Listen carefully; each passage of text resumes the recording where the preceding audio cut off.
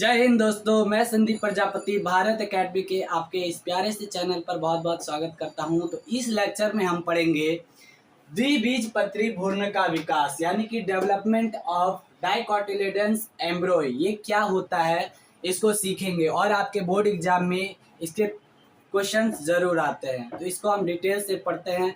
तो आइए जानते हैं, सीखते हैं। तो आइए शुरुआत करते हैं। क्या है पहला, सर्वप्रथम मेनस्टीन ने कुर्सीफेरा कुल के कैप्सुला बुर्सा पेस्टोरिस नाम है किसका, कुर्सीफेरा कुल के एक पादप का, है ना, में भ्रूण के विकास का अध्ययन किया। तो एक साइंटिस्ट है जिनका नाम क्या है, मेनस्टीन। उन्होंने कुर्सीफेरा कुल के एक पौधा का नाम है कैप्सुला बुर्सा पेस्टोरिस। इन्होंने इसके बारे में भ्रूण का विकास कैसे होता है इस प्लांट में देखा, ठीक है, अध्ययन किया। इस क्रिया के प्रारंभ में युग्मनज आकार में बढ़कर अपने चारों ओर सेलुलोज भित्ति का निर्माण करता है। तो इस क्रिया के शुरुआत में क्या होता है, मान लीजिए एक कोशिका होता है और उसके चारों तरफ सेलुलोज की भित्ति आ जाती है। उसके बाद देखिए, उसके बाद यह अनुप्रस्थ विभाजन द्वारा दो कोशिकाओं में विभक्त होकर बीजांड द्वार की ओर आधार कोशिका और निभाग की ओर अंतस्थ कोशिका का निर्माण करती हैं। तो ये हो जाता है जब एक कोशिका और इसके चारों तरफ क्या हो जाता है, सेलुलोज की भित्ति आ जाती है। तो यही कोशिका जो है दो कोशिका में बदल जाता है, ऊपर का सिरा में और नीचे के सिरा में। तो जो नीचे होता है उसको बोलते हैं भ्रूणीय कोशिका और इसका नाम होता है अंतस्थ कोशिका। लेकिन जो ऊपर की तरफ होता है उसको बोलते हैं निलंबक कोशिका और आधार कोशिका। ठीक है, इसको आगे देखते हैं और समझते हैं। एक एक पॉइंट को आप उस फिगर में देख सकते हैं और एक एक पॉइंट को आप धैर्य पूर्वक देखिए। आधार कोशिका को निलंबक कोशिका तथा अंतस्थ कोशिका को भ्रूणीय कोशिका भी कहा जाता है। ठीक है, अब आगे क्या है, आधार कोशिका एक अनुप्रस्थ विभाजन तथा अंतस्थ कोशिका एक उदग्र विभाजन द्वारा विभाजित होकर क्या बनाता है, अंग्रेजी के अक्षर टी के आकार का, वो भी उल्टा टी। अंग्रेजी के अक्षर टी के आकार का, टी ऐसे होता है ना, लेकिन उल्टा इसके ऐसे इस अक्षर का बनाता है। चार कोशिकीय प्राक भ्रूण यंग एम्ब्रो का निर्माण करता है। तो होता क्या है, ये ऊपर वाला आधार कोशिका और नीचे वाला भ्रूणीय कोशिका, तो ये हो जाते हैं वर्टिकल में और ये हो जाते हैं इस तरह से। क्या बनाते हैं, अंग्रेजी के टी अक्षरों के समान एक आकृति बनाते हैं जिसको कहा जाता है कोशिकीय प्राक भ्रूण यंग एम्ब्रॉय और इसका निर्माण होता है। ठीक है, ये तीसरा आपका फिगर है, फिगर सी। अब इसके बाद चलते हैं तो ये कैसे डिजाइन होता है इसको सीखते हैं। उसके बाद देखिए क्या लिखता है, आधार कोशिका अनुप्रस्थ विभाजनों द्वारा 6 से 10 कोशिका लंबा निलंबक बनाती है जो भ्रूण को भ्रूणकोश में ढकेलता है। जैसे ऊपर वाला आधार कोशिका कहला रहा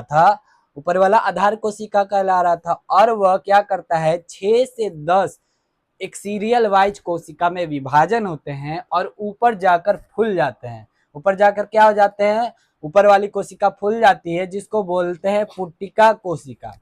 और सबसे मान लीजिए अगर 6 से कोई 9 है और 6 से कोई 10 है, तो सबसे आखिरी वाला जो कोशिका होता है उसको बोलते हैं अधस्फीतिका। तो वहां देखिए क्या लिखता है, निलंबक की ऊपरी कोशिका फूलकर एक पुट्टिका कोशिका वेसिकुलर सेल का निर्माण करती है तथा सबसे निचली कोशिका अधस्फीतिका कहलाती है जो विभाजित होकर मूलांकार रेडिकल का अग्रभाग बनाती है। ठीक है, अब इसके आगे क्या होता है, ये जो रेडिकल बना रही है यानी कि मूलांकार की ये जो बना रही है, ये 8 कोशिका में विभाजित हो जाते हैं। आगे बतला रहे हैं उसको। इसके बाद देखिए, निलंबक का कार्य बीजांड काय से भोजन अवशोषित करके वृद्धि कर रहे भ्रूण को पोषण प्रदान करना होता है। तो निलंबक जो कोशिका होती हैं वो क्या करते हैं, पोषण प्रदान करते हैं भ्रूण को। अंतस्थ कोशिका अनुप्रस्थ विभाजन करके अष्टांशक, है ना, अष्टांशक ऑक्टेंट का निर्माण करती है। उस फिगर में आप देखिए जो रेडिकल्स है उसके बाद ग्रोह के क्या बना है, एक गोलानुमा स्ट्रक्चर बनाया है जो उसमें 8 कोशिका है, इसको बोला जाता है अष्टांशक। उसके बाद इसमें अधस्फीतिका जो नीचे वाली कोशिका होती है उसको अधस्फीतिका बोलते हैं। इसमें अधस्पिका के नीचे की 4 कोशिकाएं क्या कहलाती है? अग्राधर कोशिकाएं, जिसको इंग्लिश में बोलते हैं हाइपोवेसल सेल्स, तथा इसके नीचे की 4 कोशिकाएं अध्याधर कोशिकाएं एपिवेसल सेल्स कहलाती हैं। अग्राधर कोशिकाओं से मूलांकर व अधोबीज पत्र तथा अध्याधर कोशिकाओं से प्रांकुर व बीज पत्र बनते हैं। तो इतने सारे तथ्य हैं। अब इसके बाद क्या होता है कि ग्रो करके ये हृदयाकार संरचना के आकार का हो जाता है। उसके बाद फिर और ग्रो करता है तो उसके 2 बीज पत्र आ जाते हैं। उसको भी बता रहे, इसको आप सुनिए।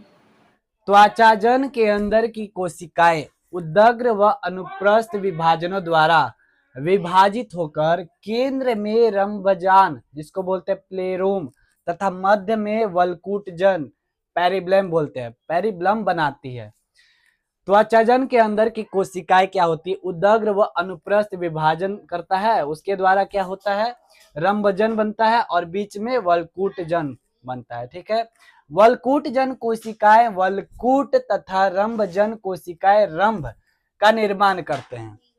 अब भ्रूण वृद्धि करके कैसा हो जाता है? हृदयाकार हो जाता है। इसमें दोनों आधक बीज पत्र का निर्माण करते हैं जो बड़े हो जाते हैं और आपस में मुड़ जाते हैं, जो कहां से जुट जाते हैं? प्रांकुर कहलाता है, वहां अटैच हो जाते हैं।